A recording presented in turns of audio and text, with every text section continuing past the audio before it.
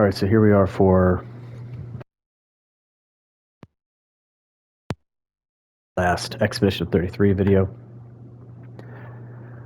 I am very late in the game now. In fact, I've already beaten the final boss, Renoir. I've already seen the ending.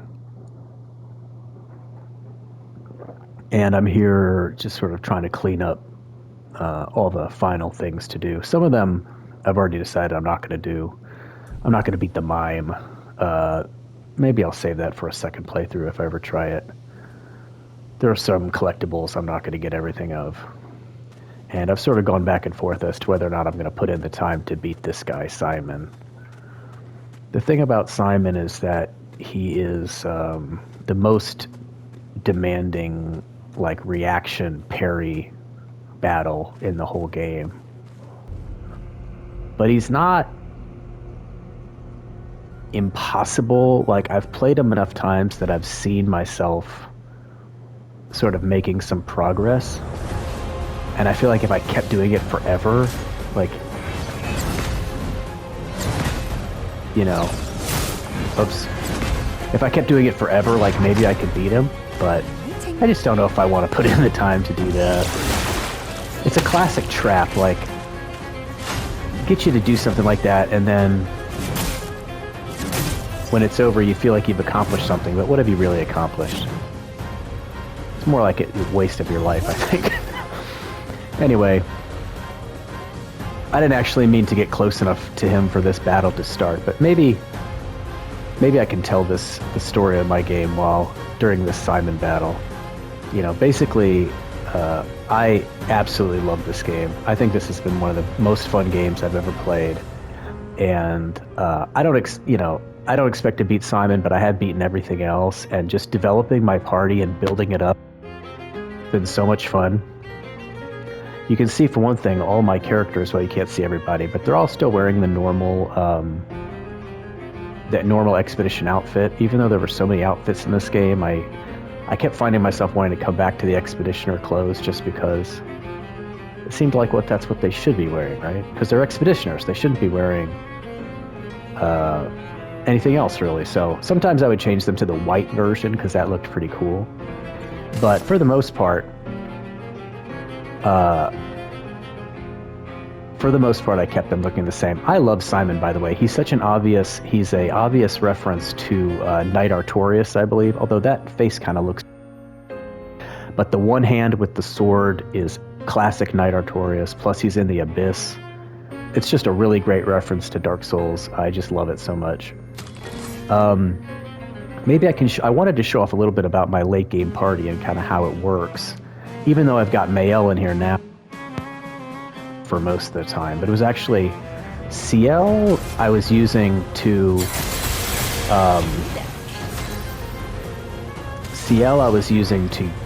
give this skill here all set and to sort of apply buffs to people. And then I'm using a lot of different Pictos, but one of the ones that I'm using is the one that gives you 2 turns in a row. This one's called Cheater, and you get it by beating the giant guy who floats around in the ocean. Cheater lets you go twice in a row. So what I did is,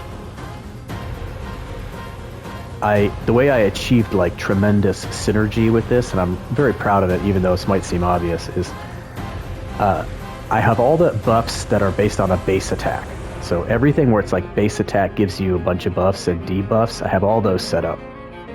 Move I always do of my 2 in a row is a base attack. So the first move is going to do a ton of buffs, and it's also connected to the combo attack, and it's also connected to the energizing attack. So after the first turn, what's going to happen is there's going to be a ton of buffs applied to me and to him, and I'm going to get full 9 AP. So let's watch how that works here. So you just saw a whole bunch of buffs went up. So he's completely debuffed. I'm completely buffed. And I've got 9 AP, so I can go ahead and hit with my strongest attack. My strongest attack for most of the game turned out to be with Monako, and it was not a gradient attack, even though I understand that maybe some characters have gradient attacks that are even stronger. But for Monako, it was actually it was a double whammy. It was his Almighty skill, which is called... Here, let's look at them right now. It's those two at the bottom right there. Saka Patate Fire, Saka Patate Fire, and Creation Void. Those were his two strongest attacks. And I have him wearing the weapon so that he always starts in Almighty, and then Almighty always rolls to Creation. So I can do these two in a row, and the combination of them is the strongest thing that I ever figured out anybody to do.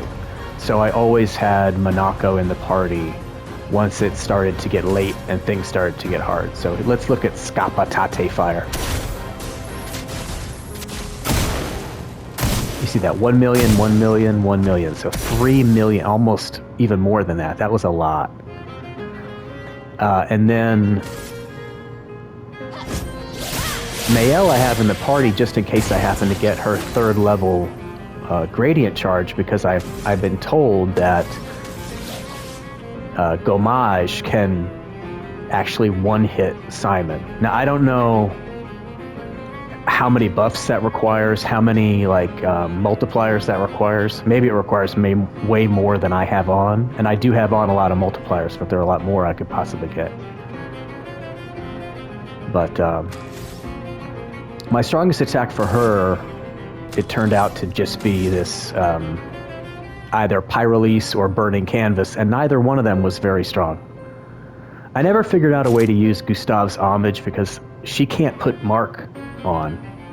The only way she can put Mark on is with shooting, and it's only a 20% chance to happen. So if I had figured out if she could have put Mark on, I would have used Gustave's Homage, but she can't do that. So I'm going to do Pyrrelease, which is an okay attack, but I don't think it's that strong. Let's take a look.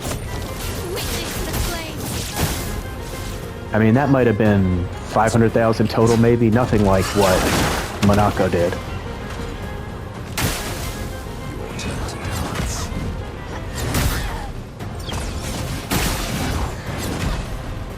The other thing I have on is Clea's Life, which I got from beating Clea, who is herself a super boss of sorts, but more traditional.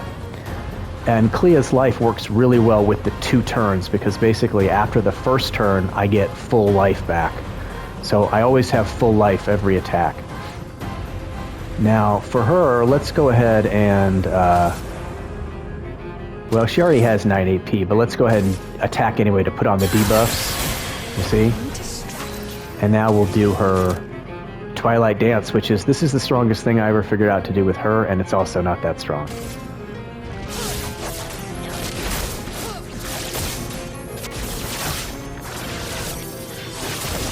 See, that was very weak compared to what Monako did.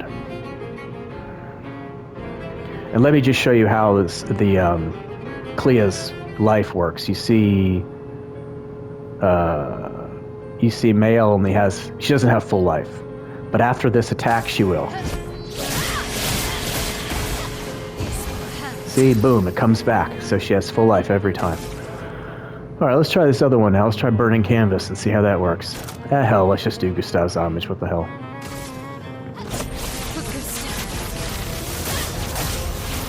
That might even be stronger, actually, for all the hits it does. But obviously, Gustave's Homage is meant to be done while an enemy is marked. But I never could figure out a way to get her to do the mark. Uh-oh. Uh-oh.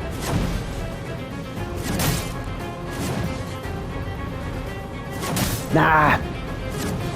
Okay.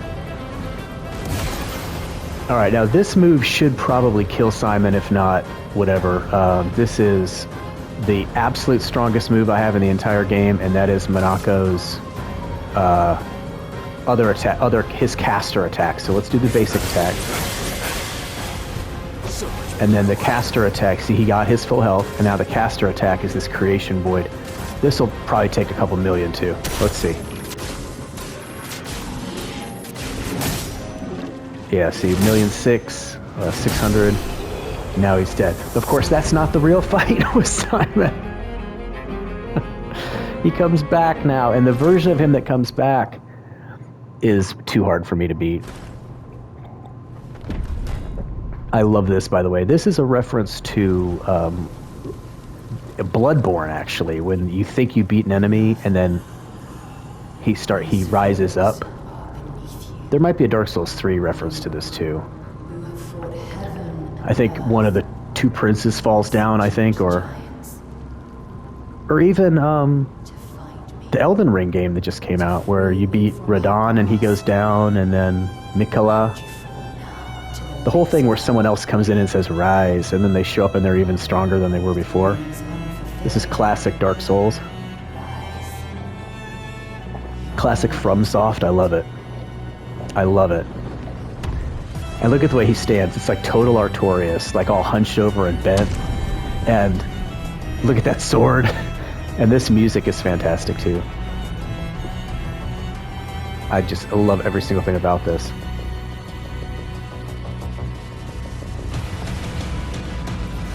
Now, am I going to be able to beat this guy? I don't think so. No! Oh my god. Okay, now I have some resurrecting abilities, so Ciel may come back here.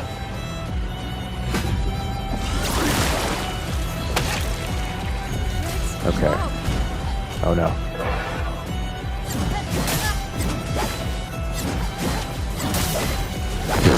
See, it's just too much. It's too much. Every attack has like a double shadow attack. I actually survived that. You see, it's like I can see that if I did this for a long time, like maybe I could figure this out. But you see, Ciel's only got 1 HP, right? But watch what happens when she attacks. Boom, back to full. What a great skill. That's Klea's life right there. Alright, let's do our buff. Everyone's buffed. And now Monako. He'll attack. Since the battle starts over, Monako starts back over with Almighty so we can do Scatapate fire again.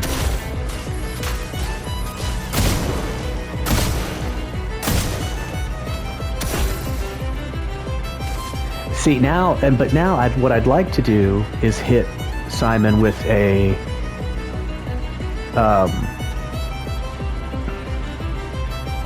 Gommage, but I need 3 gradient charges.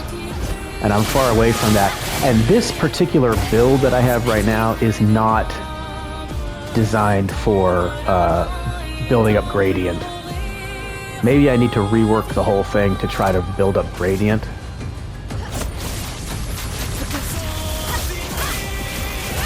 Listen to that music, I love it.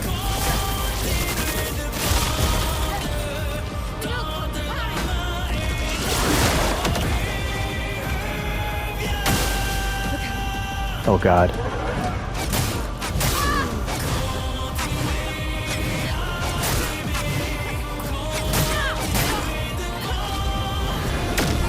Oh.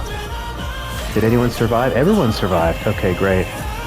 Surviving's great because it means we get our full health back. As long as we get another turn, which it looks like Monaco's not going to get. I might want to heal him before... Yeah, maybe I'll try that. Alright. Male, you... Hold on, now, okay, this is what I want from you. Oh, okay, this is what I want from you. And then Twilight Dance, because that might turn on Twilight, which might slow down this bad boy. No, you're not supposed to... No, you weren't supposed to be able to... Why was it your turn? Uh-oh, uh-oh. Oh, Monako, okay, alright. Okay, Monako, attack.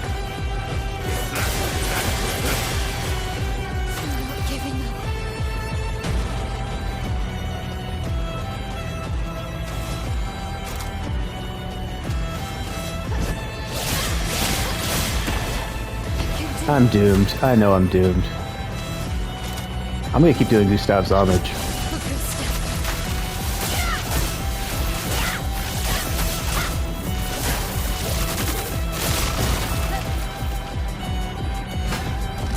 Well, if I can get to a third gradient charge, maybe I could actually win, but I don't think so.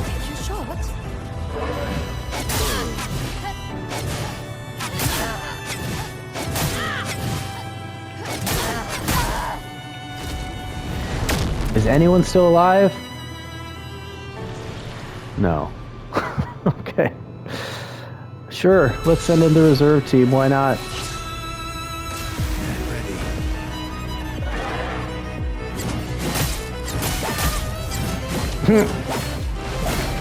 What the? I won't waste this.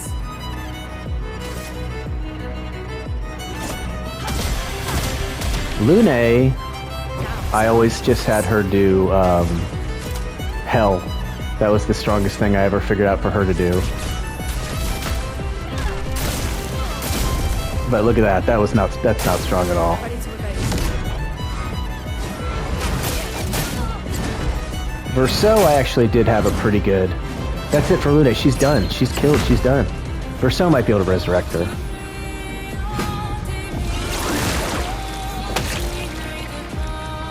Oh, no. Alright.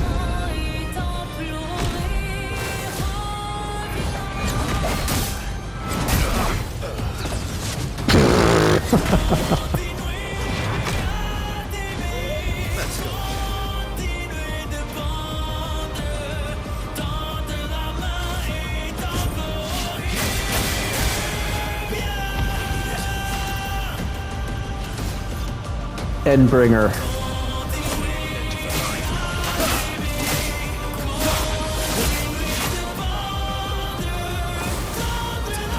No, not your powerful combo. Oh, man. Alright.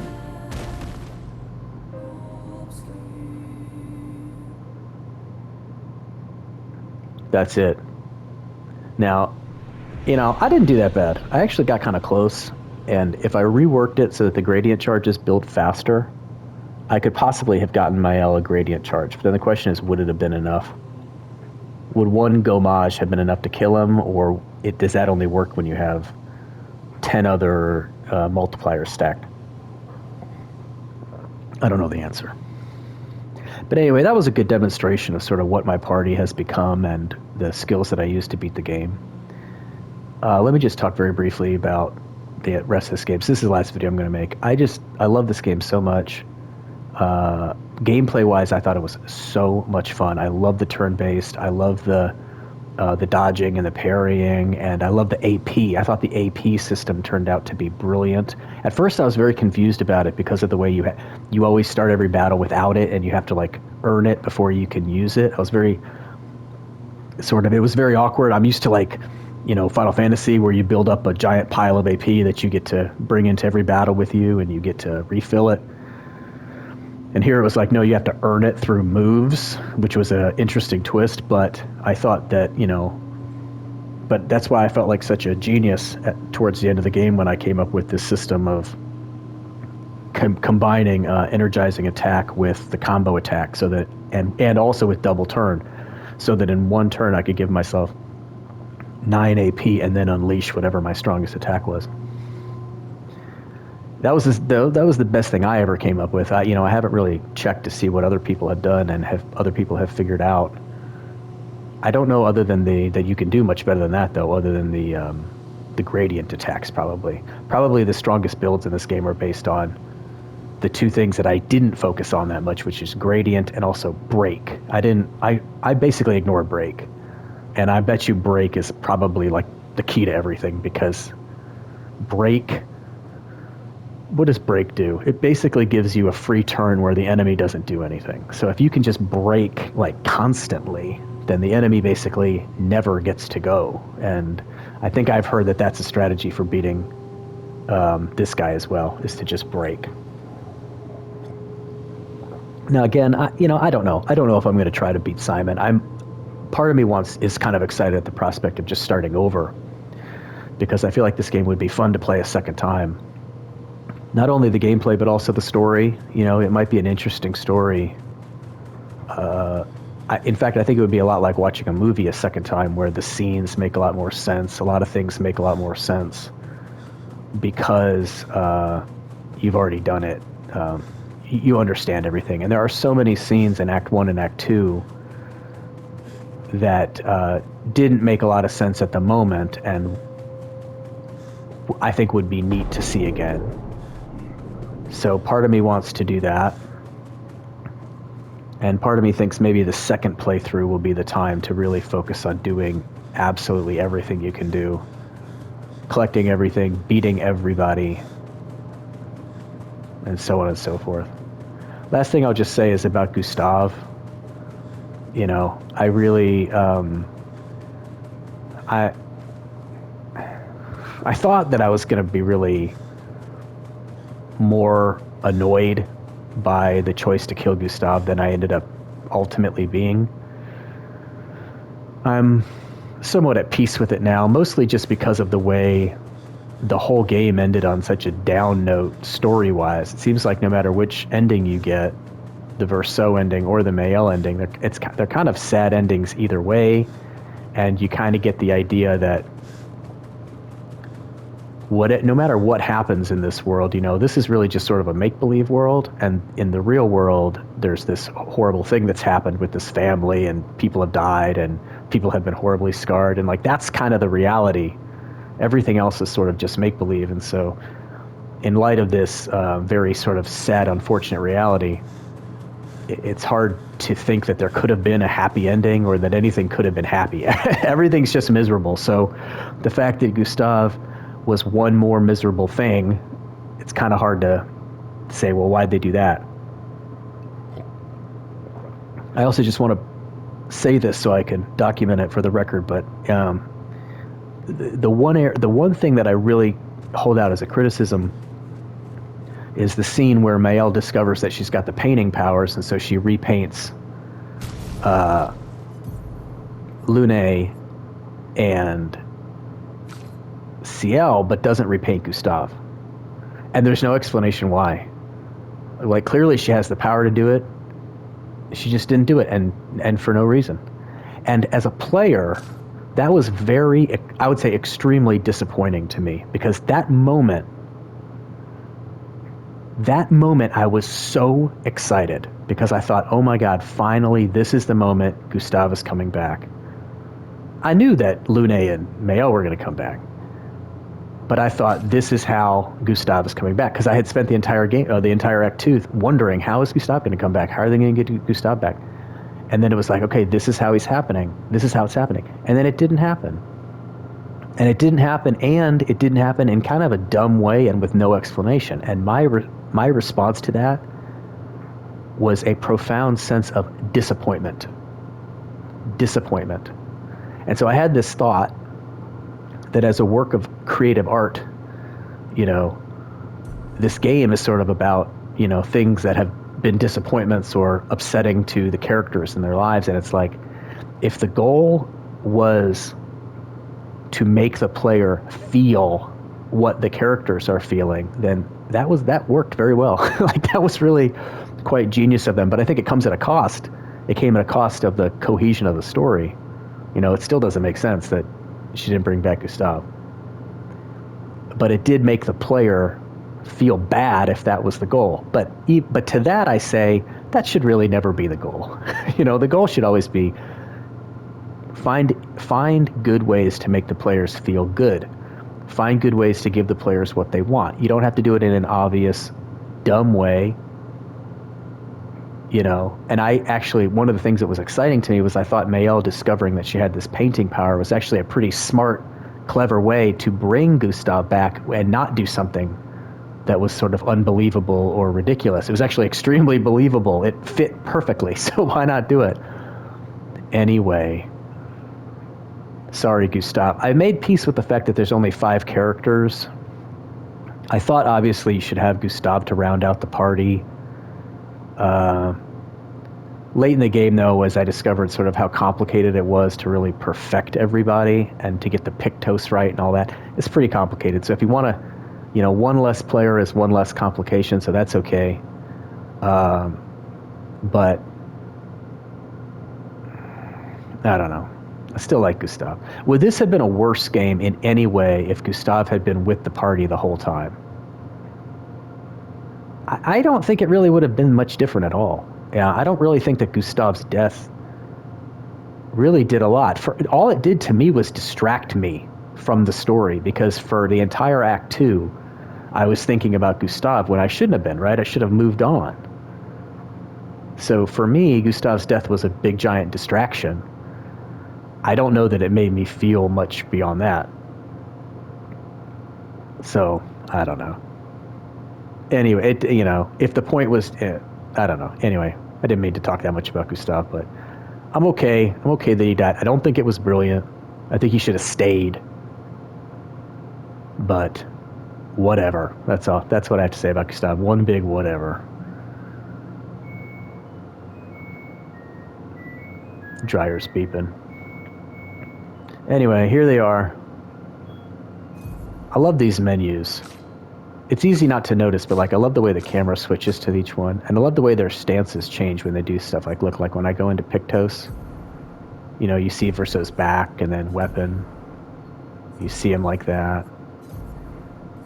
It's just really cool. And for some reason, I really love this stance with Lune. She's the only one that kind of does something like this, like a little movement. I always thought that was really cool. Really liked Lune. I liked all these characters. Ciel was probably the worst character. She wasn't that exciting to me. You could have had Gustav instead of Ciel. Give me a break. But I really liked Lune. Liked Mayal. And I even liked this guy. You'd think I would have hated him. I think what helped was, if you're going to have a goofy, like, non-human character, it's good when they're actually, like, kind of cool, like, tough, and they have a cool-sounding voice. And that's what this guy was. He was way different than all the characters that Square's had in the past, like Kate Sith and dumb things like that. Anyway, cool game. I'm not going to leave Abyss area here yet, because it actually took me a while to get here, and I don't want to have to come back. So I'm just going to save it here, and I'll be ready to maybe keep trying this guy, or maybe just start over with a new game. I don't know yet. But anyway, that's it for that. That's it for this video. Expedition 33, Clair Obscur Expedition 33. Absolutely amazing game. That's it.